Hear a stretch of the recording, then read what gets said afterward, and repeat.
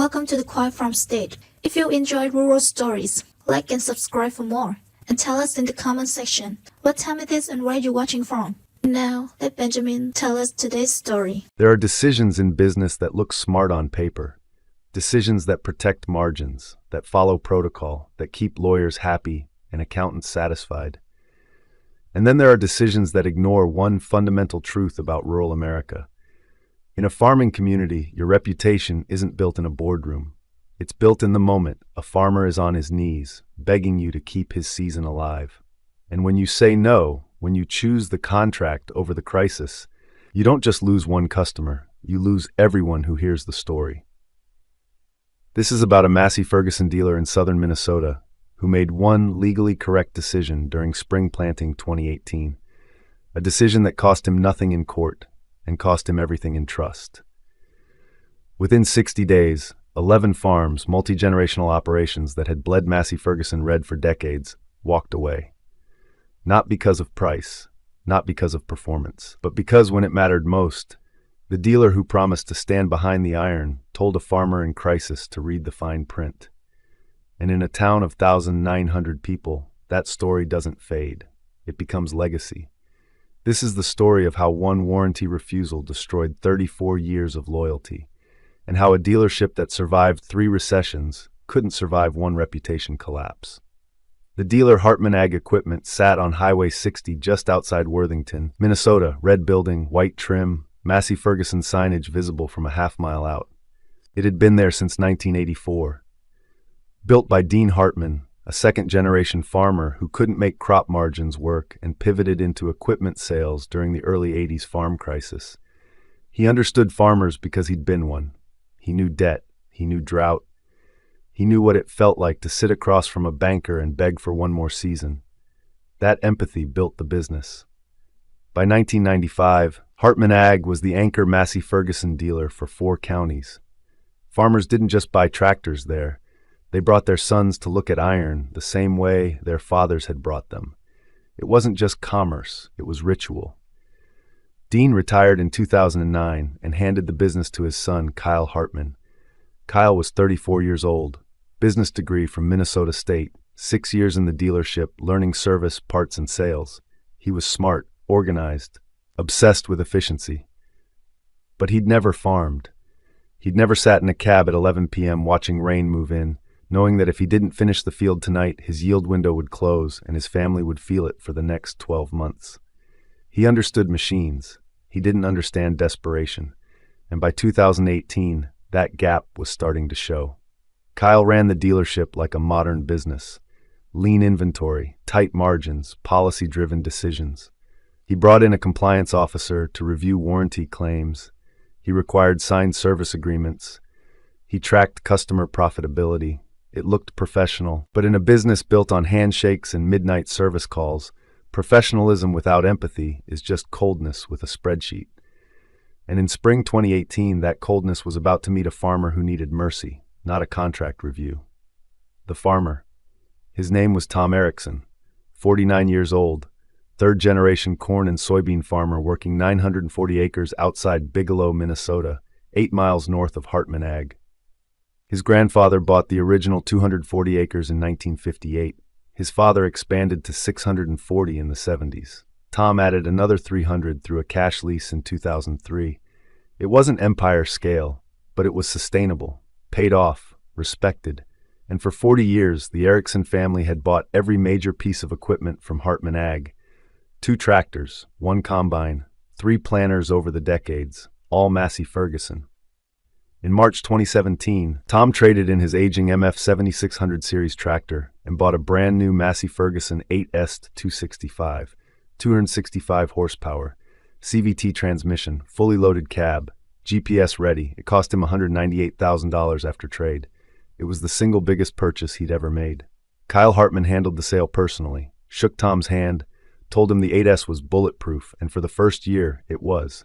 Tom put 640 hours on it, plowed, planted, pulled grain carts. The machine ran flawlessly, but in April 2018, 13 months after purchase, the transmission started slipping, not catastrophically, just hesitating, losing power under load, jerking between ranges.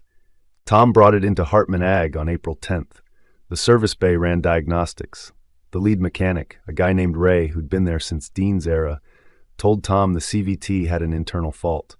Likely a software glitch, possibly a sensor. It would take a week to isolate, maybe 2. Tom's face went pale. "I've got 480 acres left to plant," he said. "If I don't get this done in the next 10 days, I'm behind calendar. If it rains after that, I'm planning into June." Ray nodded. He knew what that meant. Late planting in southern Minnesota meant reduced yields. It meant frost risk in October. It meant losing 15 to 20 bushels per acre on corn. For Tom, that was $34,000 in lost revenue. Ray told him they'd expedite it, run it as a warranty job, get Massey Ferguson corporate involved. Tom left the dealership cautiously optimistic. He had no idea what was coming. The refusal, 3 days later, Tom got a call from Kyle Hartman. Not from Ray, from Kyle. "Tom, we've got a problem with your warranty claim." Tom was in his truck. He pulled over. "What kind of problem?" Kyle's voice was flat, professional, policy-driven. "The transmission failure is being flagged as operator error. You've been running the tractor in high-load continuous duty without following the maintenance schedule outlined in your owner's manual." Tom felt his chest tighten. "Kyle, I've done every service, smaller oil changes, filters, everything Ray told me to do. You missed the 500-hour CVT inspection. It's listed in the manual, page 140. You're at 640 hours. That inspection was supposed to happen at 500. Tom couldn't breathe. "Kyle, nobody told me about a 500-hour inspection. Ray never mentioned it. Your service guys never brought it up. It's in the manual. You signed the purchase agreement. Warranty compliance is the owner's responsibility." There was silence on the line. Tom finally spoke. "So, what does this mean?" "It means Massey Ferguson Corporate is denying the warranty claim. The repair is on you." "How much?" $18,400 plus labor. Call it $22,000 total. Tom felt the world tilt. "Kyle, I can't afford that. I just paid this tractor off 3 months ago. I've got inputs to buy, fuel costs, land rent due in 2 weeks. I understand, but this is a corporate decision. My hands are tied. Can you cover it temporarily? I'll pay you back after harvest. I've been buying from your dad for 20 years. "Tom, I can't extend credit on denied warranty work. It's a liability issue. If I do it for you, I have to do it for everyone." Tom's voice cracked. "Kyle, I've got 10 days to finish planning. If I don't get that tractor back, I lose my season." There was a pause. Then Kyle said the words that would end his dealership. "Then I'd suggest you read your owner's manual more carefully next time." And he hung up. The coffee shop. Tom sat in his truck for 20 minutes. Then he drove to the Main Street Cafe in Bigelow. It was 9:30 a.m. The place was full. 16 farmers. Morning coffee rotation. Daily ritual. Tom walked in, sat down at the counter, and when someone asked him how planting was going, he told the truth. He told them about the transmission. He told them about the warranty denial. He told them about the $22,000 repair. And he told them what Kyle Hartman said: "Read your owner's manual more carefully next time." The coffee shop went quiet. One of the older farmers, a guy named Dale Peterson, 71 years old, 4th-generation corn grower, set his mug down slowly. "He said that to you?" Tom nodded. Dale looked around the table. "Dean Hartman once drove to my farm at 2 a.m. to bring me a hydraulic hose during harvest. Didn't charge me after hours, didn't even write it up, just handed me the part and told me to finish my field." He stood up. "That was 1987. I've bought 4 tractors from that dealership since then. All Massey Ferguson." He pulled out his phone. "I'm calling the Case IH dealer in Worthington. Anyone want to ride with me?" 3 hands went up. By noon, the story had spread to every farmer in the township. By 5 p.m., it had reached the co-op, the grain elevator, and the bank. By the end of the week, Kyle Hartman's phone had gone silent. And across town, the red and black dealership was starting to see traffic it hadn't seen in years. The exodus, week 1, the first farmer to switch was Dale Peterson. He walked into the Case IH dealership on April 16th, 4 days after Tom's story broke. He traded in his Massey Ferguson 7700 series tractor and bought a Case IH Magnum 340. The Case dealer asked him why he was switching after 30 years with Massey Ferguson. Dale told him. The Case dealer didn't say a word. He just wrote up the deal, shook Dale's hand, and thanked him for his business. But when Dale left, the case dealer called 2 other farmers he knew ran Massey Ferguson iron. Not to poach, just to let them know he had inventory available if they ever wanted to talk. By April 20th, 2 more farmers had made the switch. Both cited the same reason. I heard what happened to Tom Erickson. Kyle Hartman heard the rumors. He told himself it was an overreaction, that people would calm down, that loyalty would hold. But loyalty in rural America isn't about brand. It's about the moment you prove you'll bleed with the farmer, or the moment you prove you won't. And Kyle had chosen the contract.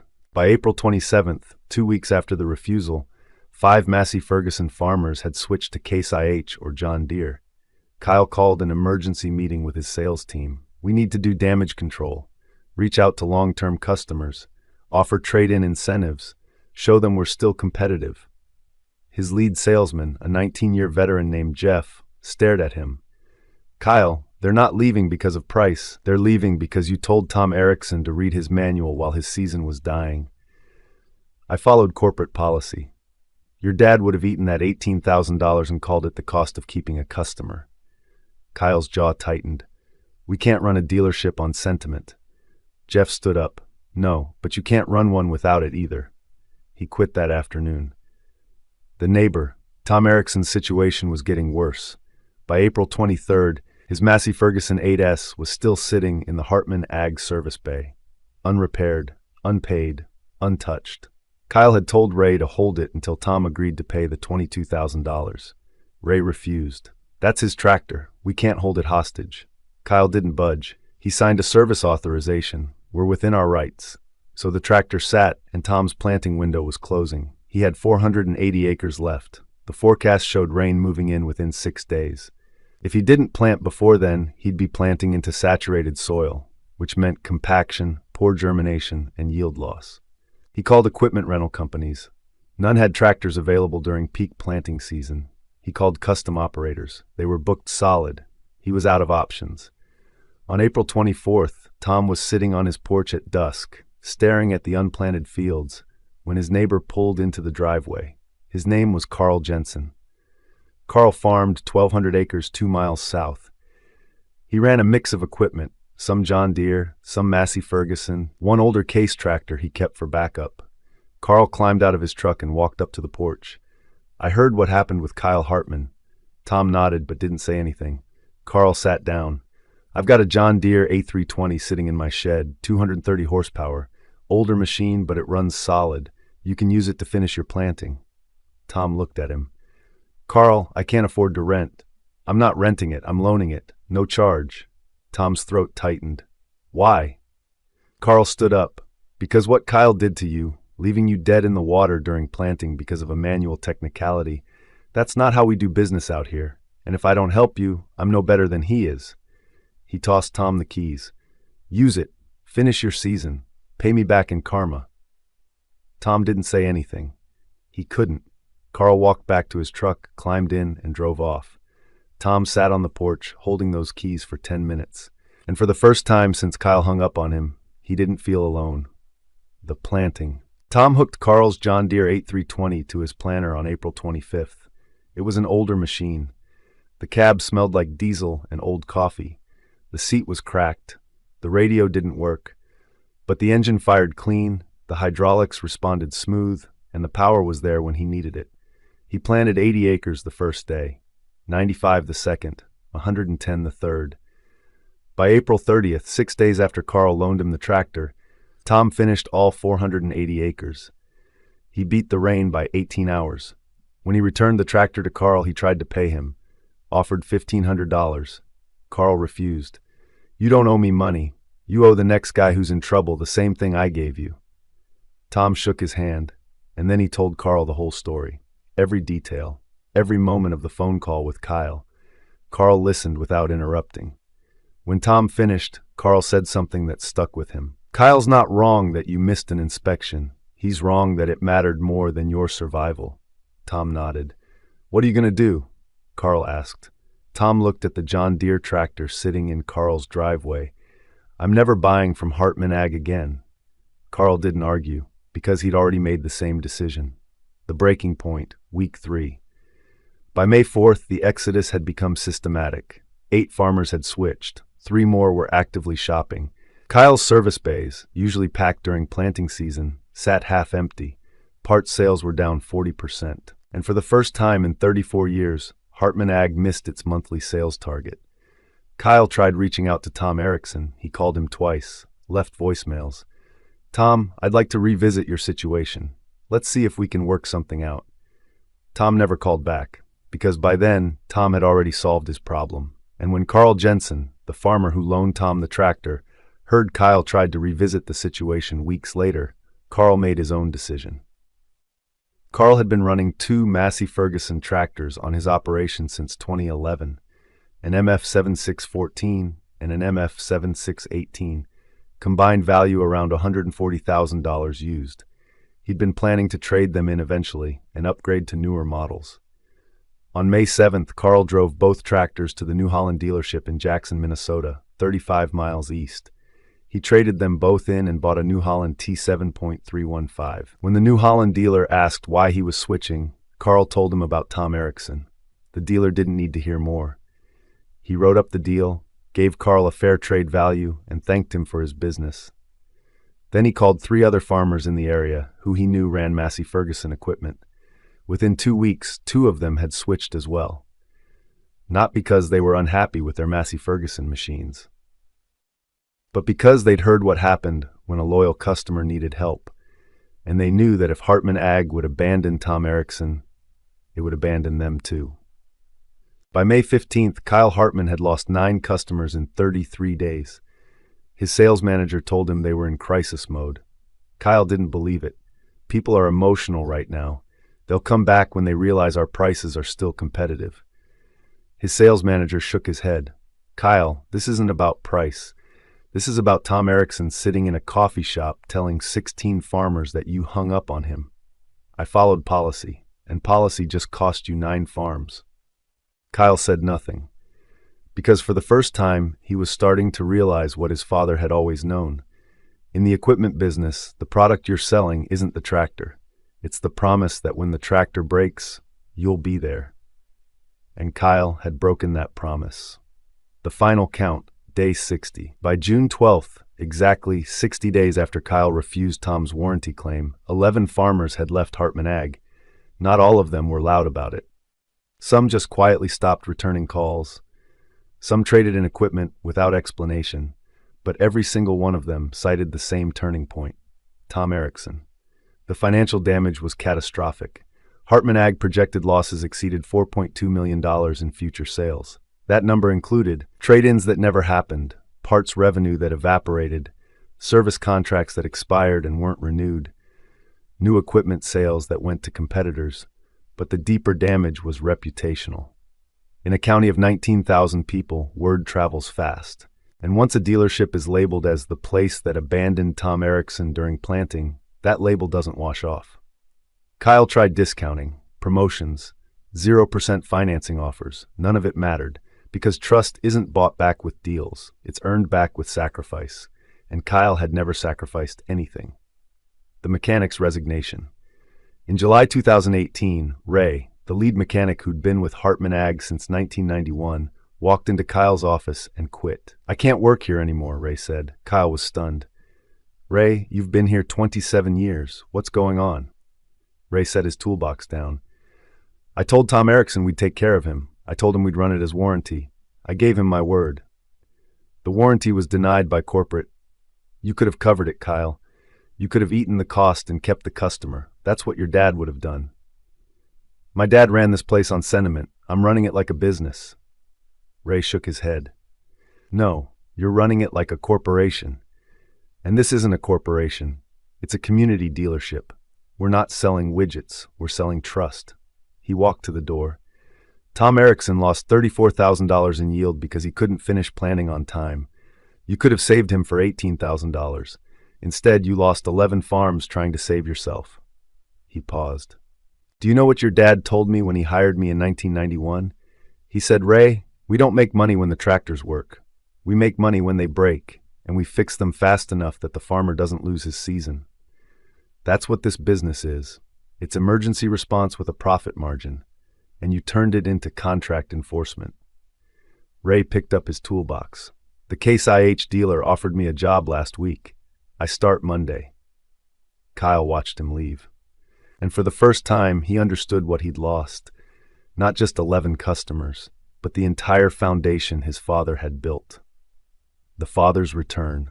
By August 2018, Hartman Ag was in freefall. Sales were down 60% year over year. Service revenue had collapsed. Kyle laid off 2 technicians and 1 parts specialist. He reduced inventory to cut overhead. He tried pivoting to used equipment sales. Nothing worked. Because the problem wasn't operational. It was existential. Farmers didn't trust him anymore. And in the equipment business, trust is the only currency that matters. In September, Kyle called his father. Dean Hartman was 71 years old. He'd been retired for 9 years. "Dad, I need help." Dean drove to the dealership the next day. He walked through the service bays, half empty. He looked at the lot, sparse inventory, no foot traffic. He sat down in Kyle's office and asked one question. "What happened?" Kyle told him everything. Tom Erickson, the warranty denial, the coffee shop, the 11 farms. Dean listened without interrupting. When Kyle finished, Dean leaned back in his chair. "Do you know why I built this dealership?" Kyle shook his head. "I built it because in 1983, I couldn't make farming work. I was $140,000 in debt. The bank was calling my notes. I was about to lose everything. And the John Deere dealer I'd been buying from for 10 years refused to take back a planter I'd bought on credit. Said it was a final sale. Told me I should have read the contract. I lost the farm 6 months later." Dean looked at his son. "I swore that if I ever got into the equipment business, I would never do to a farmer what that dealer did to me. So I built this place on one rule. When a farmer is in crisis, you don't check the contract. You check your conscience." He stood up. "You forgot that rule, and it cost you everything I spent 34 years building." Dean walked to the door. "I'll try to fix this, but Kyle, I need you to understand something. You didn't lose 11 customers because of one bad decision. You lost them because you made a decision that told every farmer in this county that when it matters most, you'll choose yourself over them. And once they believe that, there's no deal big enough to win them back." Dean left, and Kyle sat alone in his office, staring at the empty service bays outside. The final attempt. Dean Hartman spent the next month personally visiting 8 of the 11 farms that had left. He apologized, he explained, he offered deals, but it was too late. One farmer, a guy named Steve Mullen, who'd been buying from Hartman Ag since 1992, told Dean something he never forgot. "Dean, I love doing business with you, but your son doesn't understand what you built, and I can't risk my operation on someone who reads contracts instead of reading people." Another farmer was more blunt. "Your boy hung up on Tom Erickson during planting. That tells me everything I need to know about what happens when my machine breaks." Dean tried explaining that Kyle was following corporate policy. The farmer cut him off. "Dean, I don't care about corporate policy. I care about whether my dealer will fight for me or fight against me when I'm in trouble. Kyle chose to fight against Tom, so I'm done." Dean drove home that night and told his wife the dealership was finished, not because of poor sales, but because trust, once broken, can't be rebuilt with apologies. It can only be rebuilt with years of proof. And Kyle didn't have years. He had 60 days, and he'd used all of them bleeding customers. The collapse. By November 2018, Kyle received a letter from Massey Ferguson Corporate. Due to declining sales performance and failure to meet minimum territory quotas, Hartman Ag's franchise agreement was under review. Kyle tried negotiating. He sent financial projections. He promised recovery plans. Massey Ferguson gave him 6 months to hit target numbers. He missed them by 70%. In March 2019, 1 year after the refusal, Massey Ferguson terminated the franchise agreement. Hartman Ag Equipment closed its doors on April 3, 2019. The building was sold to a John Deere franchise group out of Iowa. Kyle Hartman moved to Minneapolis and took a corporate finance job. He never worked in ag equipment again. Dean Hartman still lives in Worthington.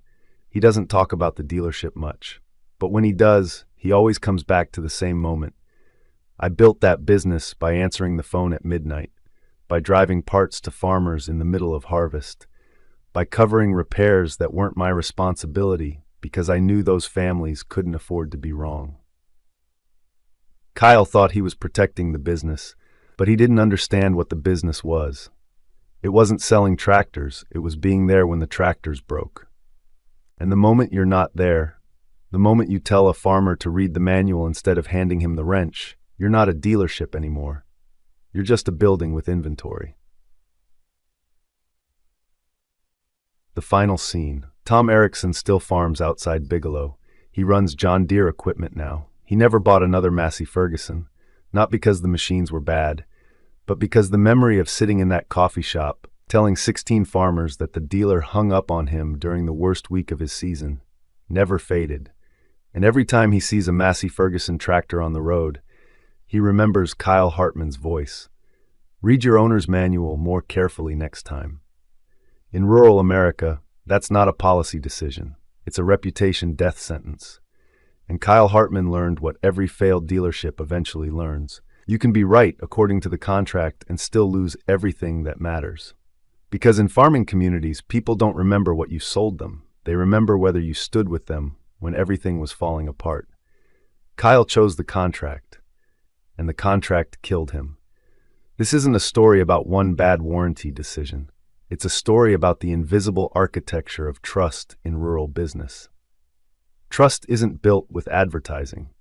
It's not built with promotions or financing offers. It's built in the moment a farmer is desperate, when his season is collapsing, when his family's income is on the line, when he calls you at midnight because a machine died and he has 12 hours to finish a field before rain moves in. That's when trust is either forged or destroyed, and you don't get a second chance. Hartman Ag survived 3 recessions, 2 droughts, and the farm crisis of the 1980s. But it couldn't survive one moment when the dealer chose the policy over the person. Because in rural America, your reputation isn't built in the years you succeed. It's built in the day you decide whether to bleed with your customer or to protect your margin and let them bleed alone. Kyle Hartman made his choice, and 60 days later, the choice made him irrelevant. 11 farms walked away, and they never looked back. The building still stands on Highway 60, but the Massey Ferguson sign is gone now, replaced with green and yellow, and every farmer who drives past it knows exactly why.